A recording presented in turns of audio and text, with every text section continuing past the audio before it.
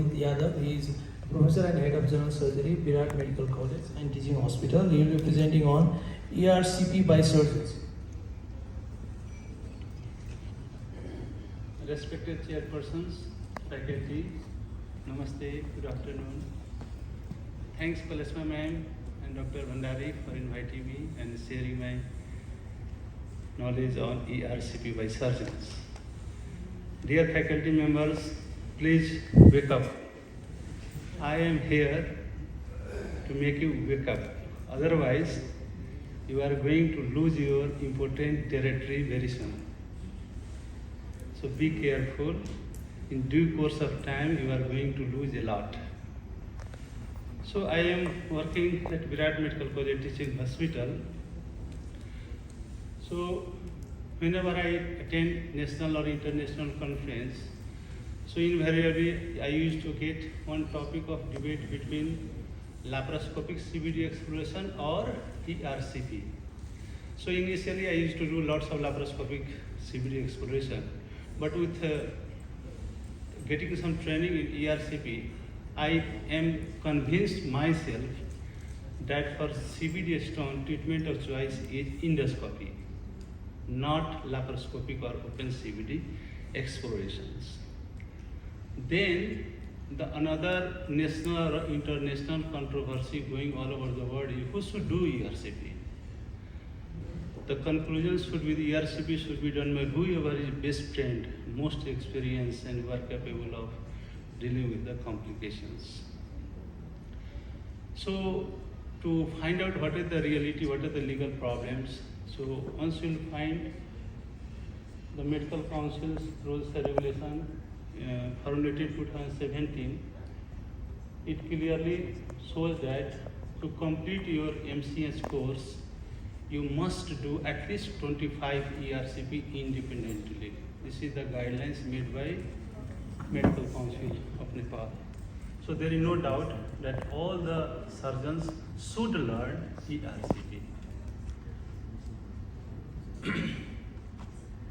Because what I have realized in reality in my practice that surgeons, the surgical diseases which were entirely under surgical territory, now it is gradually shifting toward the gastroenterology.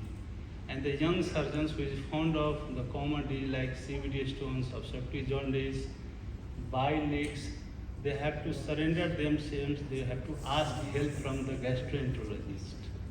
But at the same time, this is a smart guy, remember that their forefathers started ERCP and he has potential to bounce back. He is confident enough sitting on the ground. So, when I search the literatures as well, there are multi-centric studies. This is actually a big study done at 14 centers in Turkey and 66,000 files were reviewed. And that also concluded by saying that ERCP done by gastroenterologists and surgeons are equally effective. And surgeons should be encouraged to do ERCP. And there is another literature which claims that the first ERCP was performed by surgeon in 1968 at the George Washington University. Thereafter, the surgeons gradually lost interest in the ERCP because at that time there was less earning in endoscopy and ERCP. This is a fact. Then surgeons concentrated more on the rigid scope rather than the flexible scope. And the ground reality is today around 85% of the ERCP is done by gastroenterologists. This is a fact. Only around 12% ERCP all over the world is done by the surgeons. And smartly, a third player is coming into play, the radiologists. They are also doing as interventionists. So in my practice, most of the time, lots of cases I get after lap poly, the bile leak, after lap or open CVD exploration, the retained CVD stones, then after lap poly, you are doing lap poly, most commonly performed even in asymptomatic patients. No? So all these patients are having lithogenic bile. And these patients are coming with the CVD stones. So huge number of cases are coming with the CBD stones. This is the open CBD exploration done in the Bihar. See how many stones they have left in the CBD. So, so these are the cases which are coming to me, and I am able to do almost all common ERCP procedures in removing all the complex stones as well. So, actually, in 2019, when I experienced all those problems, so I decided to learn ERCP at a very late stage of my career. After 45 years of age, I started to learn ERCP, and first video I released, this video is from Novel Medical College.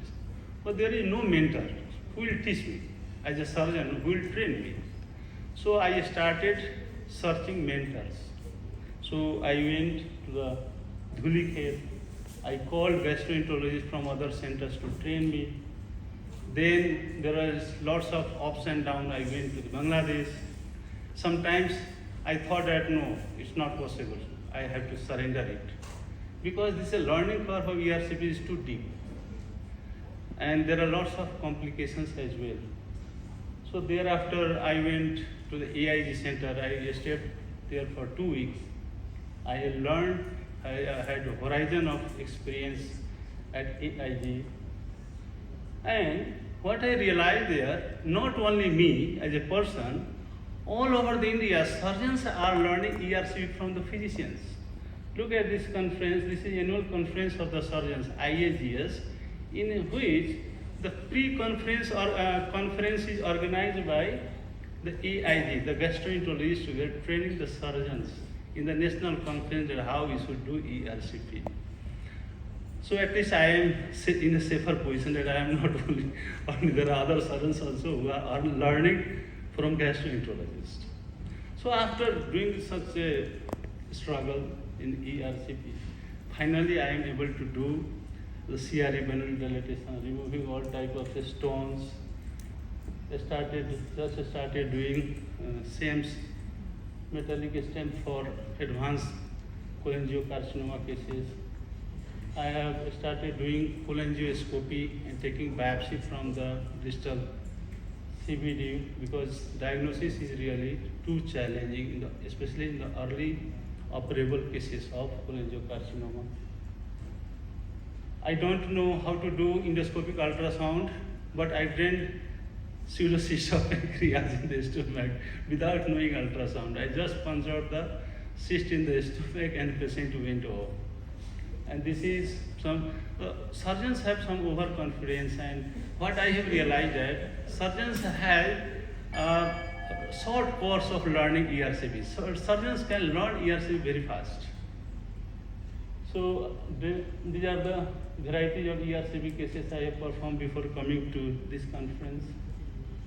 So previously you should say that in open era, big surgeons made big incisions. Then came the laparoscopic era in which big surgery means small incisions.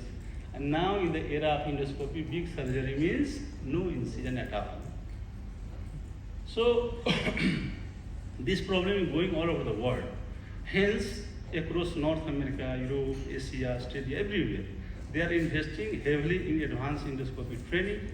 And training pathway is expanding. Young surgeons increasingly recognize that the advanced endoscopy is not optional, it's essential. And many MCS, many DM don't know how to do ERCP. So it may be in due course of time, a special branch, surgical interventionist. It is super se upar, it is called like that. Post MCS, post DM training in ERCP. And there are no mentor like Dronachar who is going to train you. Nobody wants to transfer their skill. Nobody is going to allow you to trust the ERCP machines. So many things you can learn by observing in the YouTube as well, which I did, like Eklavya. So there are global organizations which are training surgeons as well, like in UK, USA, in Japan, Australia, and even in India. IAGS, ASI are coming forward to train surgeons So what is doing our Kathmandu University, sir? So I'll ask question the Kathmandu University, TUTS, BPKHS, SSN, so that they can also formulate guideline, training guidelines for the general surgeon or hepatobiliary pancreatic surgeons. So that even in, you can see a conference in the July 31 in India for ERCP training for 3 days courses for the surgeons. And a huge development is going to happen very soon. Sorry, I think time is out. So anyway, I would like to request every surgeons, especially the young surgeons, please learn ERCP. Otherwise, your territory will be, most of the surgical disease will be silently transferred to the gastroenterologist and you will be nowhere. So please learn it. Thank you. Thank you, sir. Thank you, sir. All the surgeons are very happy, huh? Actually, you know, surgeons and gastroenterologists, right from the start, surgeons also do ERCP.